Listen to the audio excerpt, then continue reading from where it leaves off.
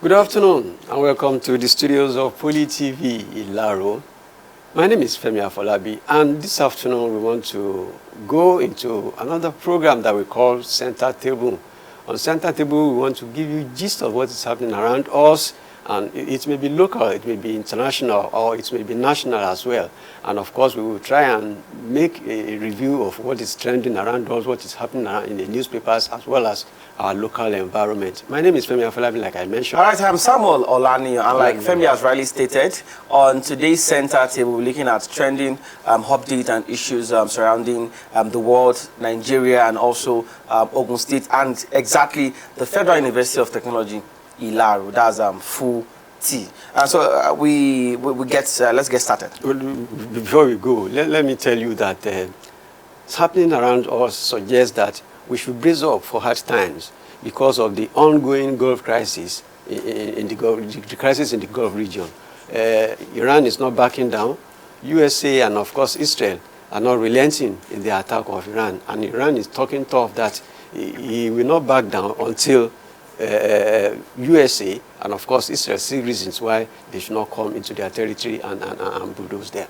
But I think, as far as I'm concerned, looking at the Gulf War currently happening in Iran, I feel like the whole thing needs to be taken with caution and with care, because it seems to me that we're working towards probably a World War III if we're not careful. And then Trump has said that the war might persist for a longer time if care is not taken. We just believe that common sense will prevail in the interest of humanity at the end of the day. Let's go straight into what we have to do.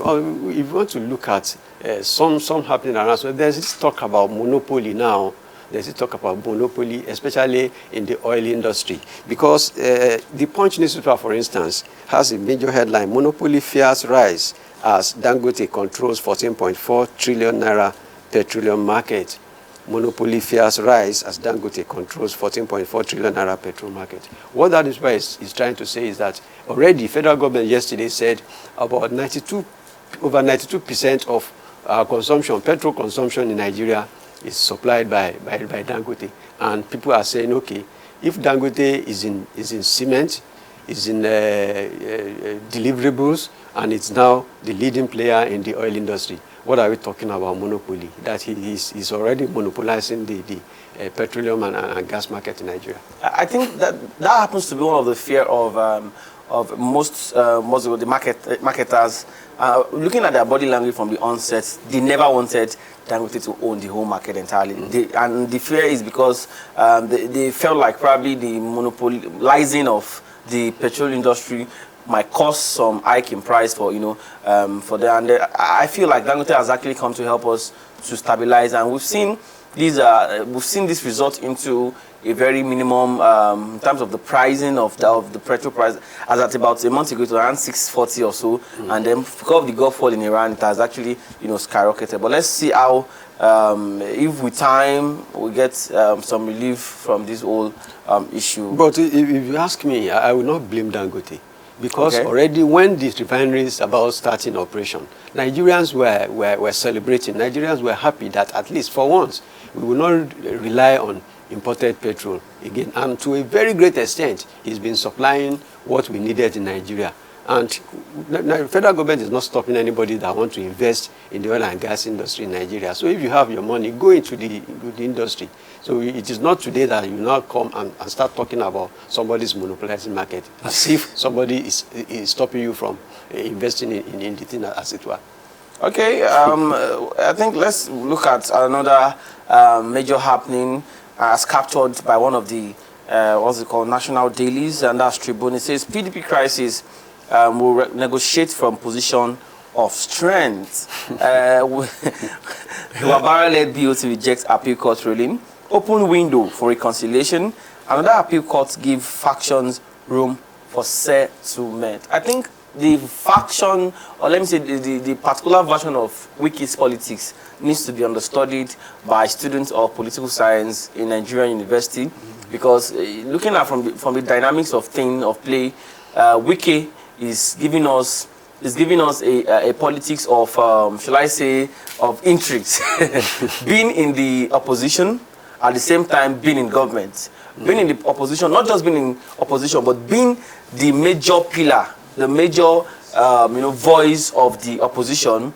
And it's still as much as possible. Yeah, I said that it's not going to, PDP is not going to present a presidential candidate. I don't know how that's going to work. You see, like you rightly mentioned, I think we need to study the kind of politics that Wike is playing in Nigeria. But I want to tell you that it's very novel.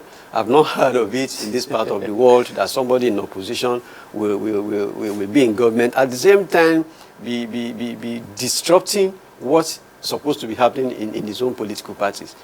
Of course, the crisis in PDP today, Wike led to the majority of the crisis in the party, and the instability in the party can as well be traced to him. And you know what he's saying now? He said all those who are accusing him of working for opposition are now in APC. And that's quite true. All governments that are accusing him of working for the opposition are now in APC. But one thing I still don't find pleasurable is that headline which says PDP will negotiate from the position of strength. What strength do they have? What do they have to be negotiating? What do they want to negotiate?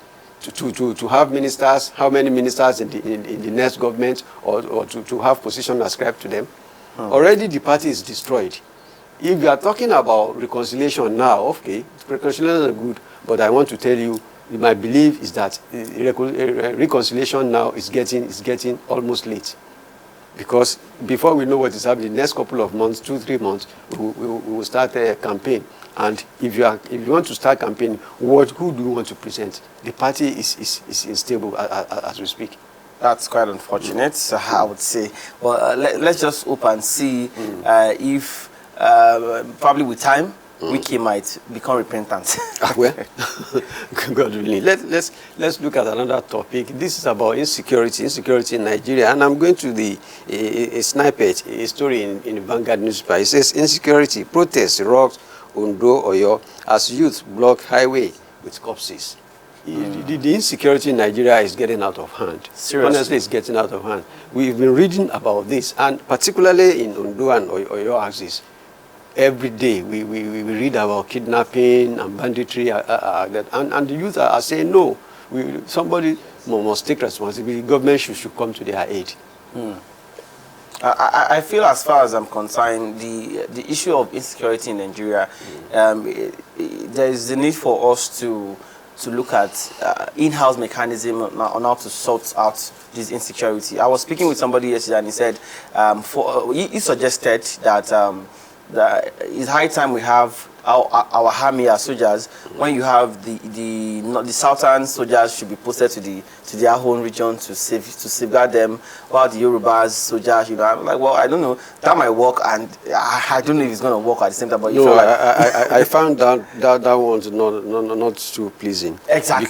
Because if you are talking about the military are supposed to be posted anywhere within the sovereignty, not necessarily restricting them to their geopolitical. Of course. So the best the government can do is this adoption of the state police, which is yet to start anyway. If you now have state police, each state will take responsibility of what is happening around the geographical boundary. So that is exactly what, and of course the current Inspector General of Police, Mr. Tunji Disu, I think is working towards that, because shortly after his inauguration as the incumbent IGP, he inaugurated a committee that will look at the framework of how state police will work pari passu with the federal police, as it were. And I see it very, very effective when it eventually take off. Okay, we'll move forward and look at another story that is making trend in the newspaper. Iran warns oil may hit $200 per barrel as it attacks merchant ships. That is on the Tribune newspaper. Iran warns oil may hit $200 per barrel as it attacks merchant ships. What that says is that if we are talking about petrol hitting 1,300, 1,400 as at now, what this story is telling is that we should be prepared for harder time because by the time they now sell 200 a barrel of crude for $200 per barrel, then definitely we should be prepared to pay about 3,000 or 4,000 naira per liter of petrol in Nigeria. Well, that's seriously. And that's already, Iran is not ceding its activities. It's not ceasing. Already, it's attacking foreign merchant ships that is plying the Strait of Hormuz, not necessarily the vessel that is carrying crude oil. So they are attacking ships generally that is added. So the inflation in Nigeria will continue to rise. I think government should be up and doing now and do something that will ameliorate the impact on the economy and citizenry. Okay, there is a quite interesting story.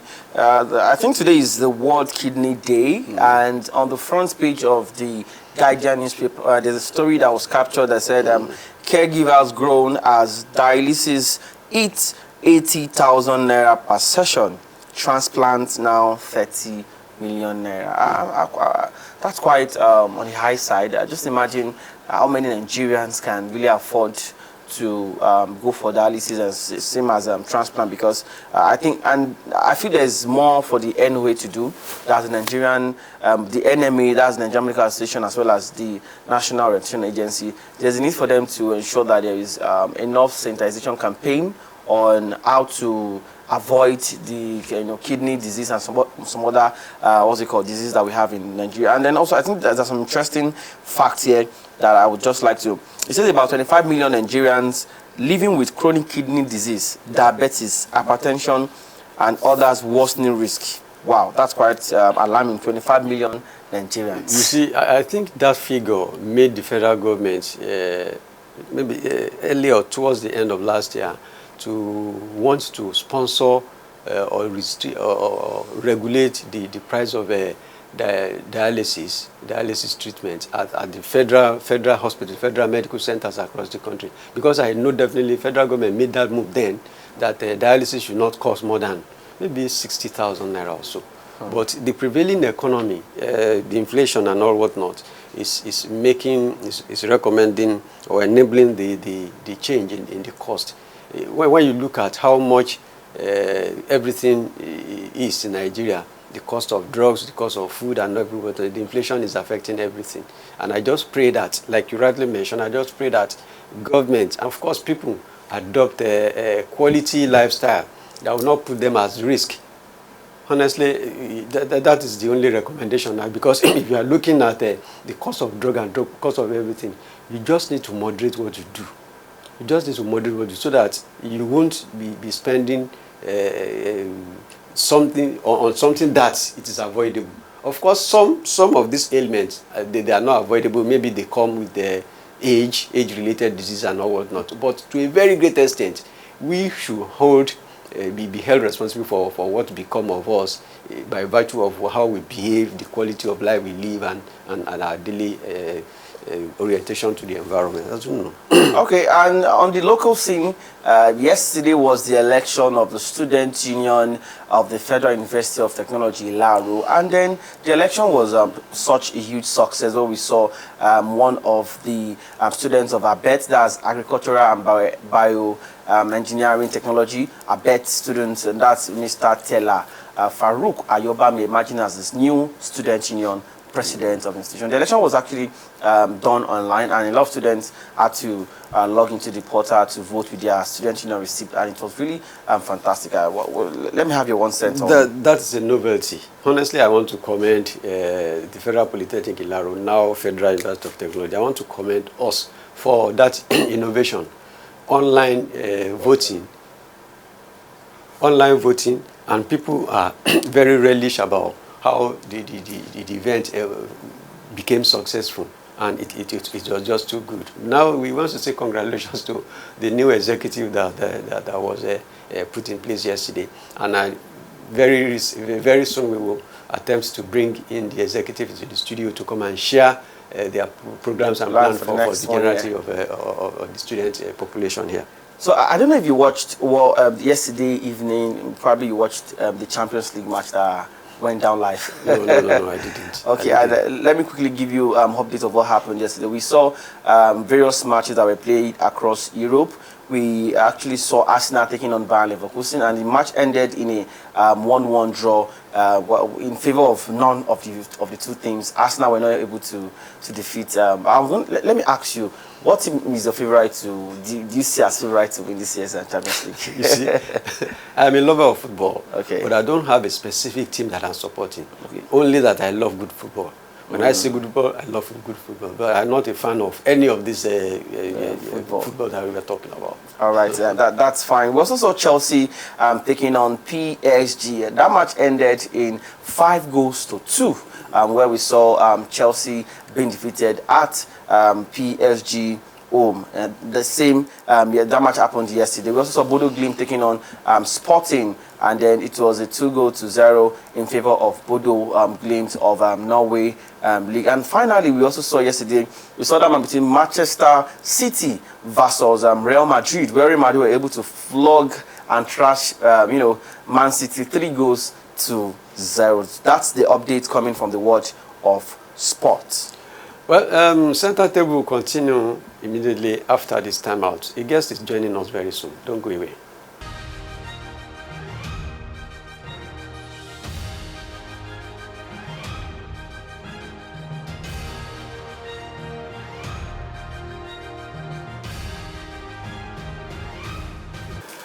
Welcome back to the studios of Poly TV, Ilaro. It's still Center Table, and like I said, when we are going for a break, I told you we will be having a guest, and the guest is here seated, Baba Agbalagba himself, the senior colleague and the senior public affairs analyst. You're welcome to the studio, Baba Agbalagba. Thank you very much.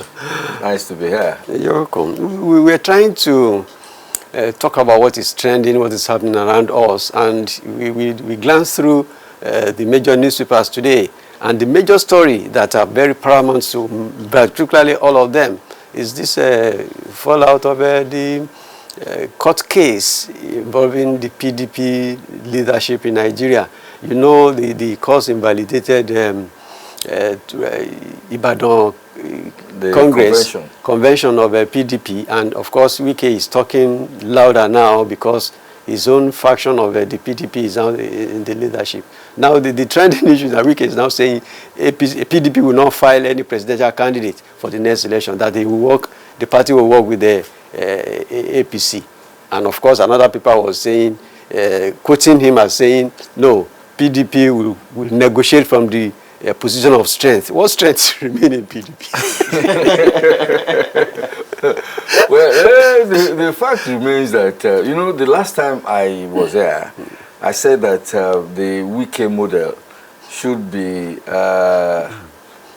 studied in the university. So of course you mentioned it. And whereby you find a man straddling two parties.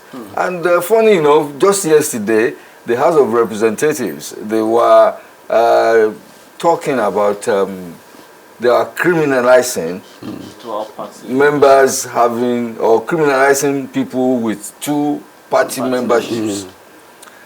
But this is a different thing from what the House of Representatives are talking about, because now he will tell you he's working for Ashwaju.